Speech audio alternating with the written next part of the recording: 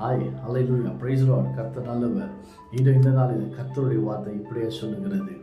யோவான் 1வது அதிகாரத்தில் 12வது வசனம், யாரெல்லாம் அவருடைய நாமத்தை விசுவாசிக்கிறார்களோ அவர்களுக்கு தங்கள் பிள்ளைகள் ஆக முடியாத அதிகாரத்தை கொடுத்திருக்கிறாராம். இன்றைக்கு யாரெல்லாம் இயேசு கிறிஸ்துவை விசுவாசிக்கிறீங்களோ நீங்கள்லாம் கர்த்தருடைய பிள்ளைகளாகும்படி கர்த்தர் உங்களுக்கு அதிகாரத்தை கொடுத்திருக்கிறாரு.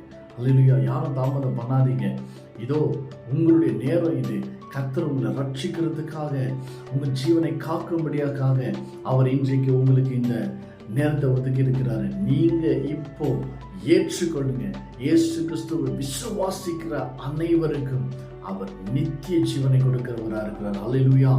இருளில் வாழ்ந்து கொண்டிருக்கிறவர்களுக்கு ஒரு பெரிய வெளிச்சம் உண்டானது என்று வேதம் சொல்லுகிறது. அப்படி என்றால் இயேசு கிறிஸ்து பிறப்பை சொல்லுகிறது. இந்த உலகத்தில் இருக்கிற ஒவ்வொருத்தருக்கும், இருளுக்குள்ள இருக்கிற ஒவ்வொருத்தருக்கும் ஒரு வெளிச்சம் வேண்டும் என்று சொன்னால் அது கிறிஸ்துவ மாத்திரமே. இயேசு கிறிஸ்துவே அந்த மெய்யான ஒளியா இருக்கிறார்.